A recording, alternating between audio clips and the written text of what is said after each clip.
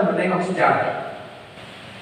Satu contoh, misalkan kita sering menyebut Pancasila itu ada di pembukaan Undang-Undang Dasar Negara Republik Indonesia tahun 1945. Ya, karena memang Pancasila itu ada di pembukaan. Alinea keempat, Tuhanan Yang Maha Esa, kemanusiaan yang adil dan beradab, sampai dengan mewujudkan keadilan sosial bagi seluruh Indonesia. Kata orang itu Pancasila. Pertanyaan sederhananya, Bapak Ibu sekalian, dari mana kita tahu bahwa kelima sila itu namanya Pancasila? Bapak Ibu sekalian silakan lihat di layar. Ada pembukaan Undang-Undang Dasar 45. Di alinea keempat ada yang disebut Pancasila.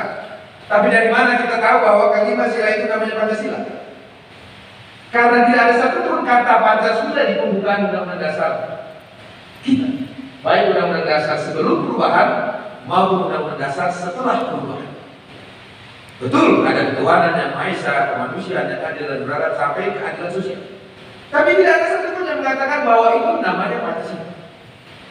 Nah, untuk dapat memahaminya, sekali lagi, Bapak Ibu sekalian yang saya muliakan, maka pendekatan historis itu menjadi salah satu metode kita mengetahui asal usul, asbabul wurud, asbabul nuzul, bagaimana terbentuknya Pancasila sebagai dasar negara Indonesia merdeka. Nah, oleh karena itu saya mulai dari bagaimana para pejuang kemerdekaan bangsa Indonesia mulai memikirkan sebuah dasar bagi Indonesia merdeka kelak. Proses sejarahnya dimulai dari ketika Perang Asia Timur Raya pada awal tahun 1945. Jepang mengalami tanda-tanda kekalahan dalam Perang Asia Timur Raya itu. Kemudian para The Founding Fathers dan The Founding Mothers kita mendesak kemerdekaan bangsa Indonesia harus diproklamasikan dalam tempo yang sesingkat-singkat. Akhirnya disepakatilah pada tanggal 29 April 1945 dengan bala tentara Jepang, mendudukan tentara Jepang di Jawa dan Madura, dan Bali, Bapak Ibu sekalian, membentuk apa yang namanya Badan Penyelidik Usaha-Usaha Persiapan Kemerdekaan atau BPUPK. Dulu waktu di sekolah, Pak Wakil Rektor, guru-guru PSBB kita mengajarkan namanya BPUPKI, Pak Rektor. Padahal belum ada kata Indonesia karena badan ini bentukan Jepang. Nama Jepangnya Dokurin Shinjuku Tosakai, Badan Penyelidik Usaha-Usaha Persiapan Kemerdekaan. Disepakatilah dibentuk 29 April 1945, lalu dibentuk susunan kepengurusannya. Diangkat ketuanya Dr. Rajiman Dwi Udikrat, wakil ketuanya ada orang Jepang karena ini badan bentukan Jepang, ada wakil ketuanya Raden Panji Suroso, lalu kemudian ada 60 orang anggota sidang BPUPK. Ya. 60 orang itu di sidang yang pertama. Sidang pertama itu tanggal 29 Mei sampai dengan 1 Juni. Agendanya tunggal, yaitu membahas apa dasarnya jika Indonesia merdeka kelak. Sidang yang kedua tanggal 10 sampai dengan 17 Juni. Agendanya membahas rancangan Undang-Undang Dasar bagi negara Indonesia merdeka. Jadi ada 2 sidang BPUPK. Nah, di sidang yang pertama anggotanya 60 orang, sidang yang kedua anggotanya tambah lagi 6 orang menjadi 66 orang. Kemudian ada 7 orang tentara Jepang dan ditugaskan untuk mengawasi jalannya sidang-sidang BPUPK tersebut, Bapak Ibu sekalian yang saya hormati. Nah, di sidang yang pertama membahas apa agendanya, apa dasarnya jika Indonesia merdeka kelak. Ada 40 orang pembicara, 40 orang pembicara yang menyampaikan gagasan dan pendapatnya. Di hari pertama ada 12 pembicara, 29 Mei. Hari kedua tanggal 30 Mei ada 9 pembicara. Hari ketiga 13 pembicara. Hari keempat atau hari terakhir yaitu 1 Juni 1945 ada 6 orang pembicara. Anggota sidang BPUPK bernama Insinyur Soekarno menggunakan kesempatan untuk menyampaikan pandangannya tentang apa dasarnya jika Indonesia merdeka kelak di kesempatan terakhir. Karena Bung Karno mendengarkan lebih dahulu pendapat para anggota sidang BPUPK yang lain. Nah, di hari terakhir itulah kemudian Insinyur Soekarno menyampaikan pandangan dan gagasannya tentang apa dasarnya jika Indonesia merdeka kelak. Beliau menyampaikan pidatonya tanpa teks selama kurang lebih 1 jam. Yang mengawali pidatonya dengan meminta maaf kepada anggota sidang BPUPK yang lain dan juga kepada ketua sidang. Ya, di mana Bung Karno mengatakan bahwa pembicara-pembicara terdahulu tidak menjawab pertanyaan ketua sidang BPUPK, Pak Rektor. Yang ditanya oleh Ketua Sidang BPUPK adalah apa dasarnya jika Indonesia merdeka kelak. Bahkan Insinyur Soekarno meminjam istilah bahasa Belanda. Yang ditanya oleh Ketua Sidang BPUPK adalah sebuah filosofische grondslag, sebuah dasar filosofi dari negara Indonesia yang akan kita bangun.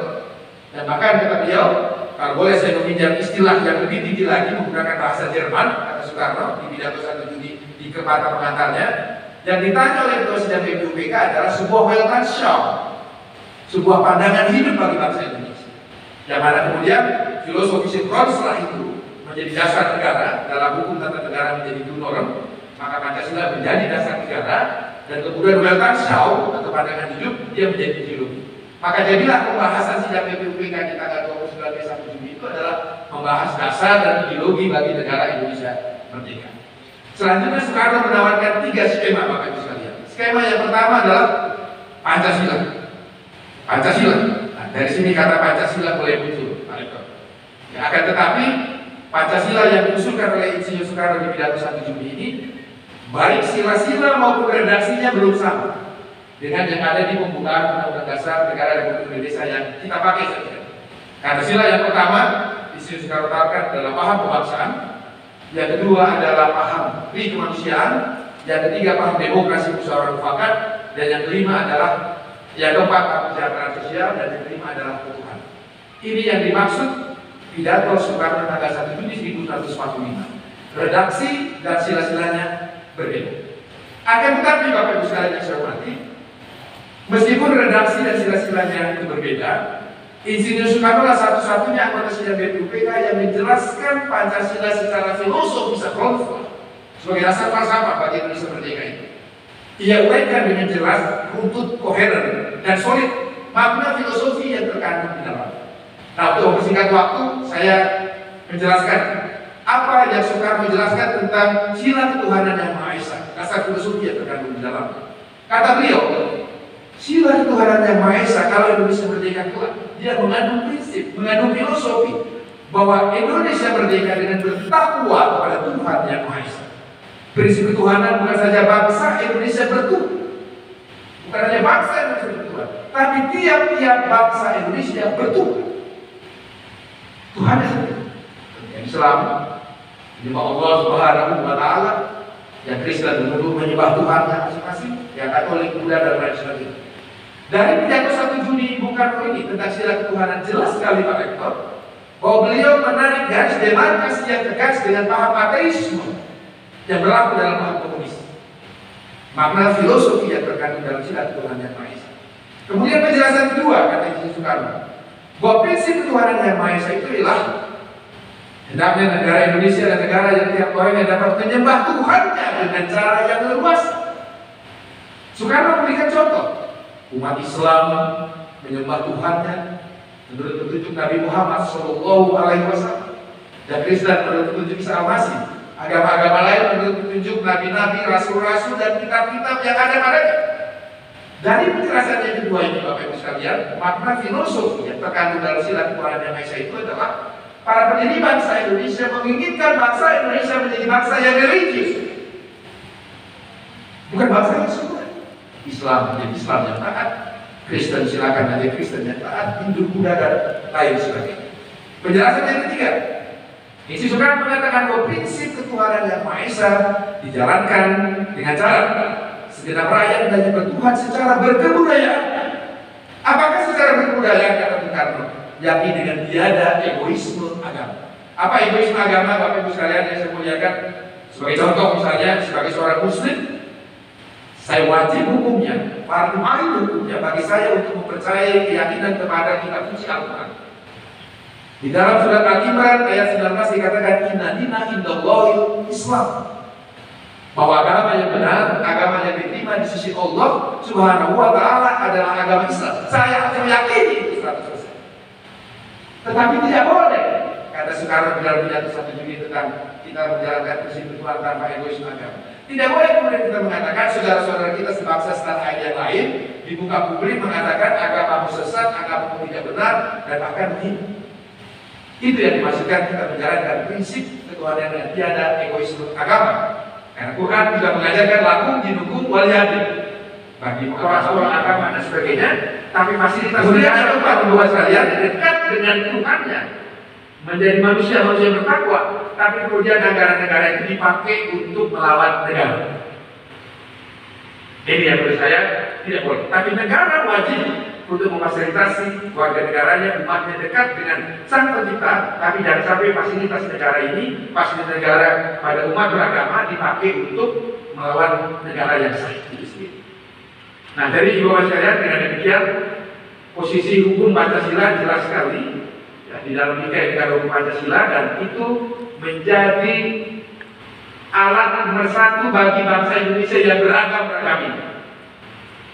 Saya percaya dalam rukun Islam, dalam rukun iman, umat Islam itu diajarkan percaya dengan yang namanya takdir. Saya percaya bahwa Allah telah menakdirkan bangsa Indonesia yang majemuk ini, yang mendiami 2/3 negara yang adalah lautan, dengan 270 juta lebih warga negara, mendiami 17.000 pulau lebih, dengan 708 bahasa dan 1.340 suku, dengan 6 agama dan berbagai kepercayaan, dengan memberikan hidayah kepada para pendiri bangsanya untuk mewariskan ideologi yang mempersatukan semua, itu adalah karena takdir Allah Subhanahu wa Ta'ala. Karena Allah Maha Kuasa. Ranting jatuh di malam hari itu atas izin Allah. Apalagi negara Indonesia yang majemuk ini juga adalah takdir Allah Subhanahu wa Ta'ala dengan Pancasila yang menyatukan kita semuanya. Begitu juga dengan umat manusia yang 7,5 miliar jumlahnya ini. Kalau Allah ingin menakdirkan sekitar 7,5 miliar umat manusia di muka bumi ini satu ras saja, satu agama saja, tidak kesulitan bagi Allah untuk mengatakan kun fayakun. 7,5 miliar manusia ras, manusia di muka bumi ini satu ras saja, dari 7 bentuk. Maka sama juga dengan takdir Allah terhadap masyarakat Indonesia yang majemuk. Orang Aceh, orang Jawa, orang Sunda, orang Batak, orang Ambon, dan lain-lain sebagainya. Saya percaya itu adalah takdir Allah Subhanahu wa Ta'ala. Dan oleh karenanya Pancasila yang telah menyatukan kita semua dan masyarakat Aceh melalui tokoh-tokohnya telah ikut mengorbankan darah dan air mata, harta, merebut kemerdekaan, ikut menyepakati dasar negara kita, maka kita terimalah Pancasila ini sebagai sebuah dasar yang menyatukan kita semua. Tidak ada bangsa di dunia, Pak Ektor, Bapak Ibu sekalian yang saya muliakan, dapat menjadi bangsa yang besar kalau bangsa itu menjiplak falsafah bangsa orang lain. Amerika dapat menjadi bangsa yang besar karena bangsa Amerika berpedoman pada falsafah bangsa mereka sendiri. Declaration of Independence Thomas Jefferson dengan liberalisme dan kapitalismenya. Bangsa Cina meskipun memoderasi paham komunismenya secara ekonomi, tapi dia tetap berpegang pada falsafah bangsa Cina sendiri. Bukan bangsa Jepang, Saudi Arabia dengan dasar Islamnya dan lain sebagainya dan lain sebagainya. Bangsa Indonesia juga dapat menjadi bangsa yang besar kalau kita berpegang teguh pada falsafah bangsa kita sendiri. Kita tidak ingin negara-negara yang gagal mengelola perbedaan, terutama di Timur Tengah yang saat ini terjadi gejolak di Afghanistan dan lain sebagainya. Karena mereka gagal mengelola perbedaan, tidak ingin terjadi di Indonesia.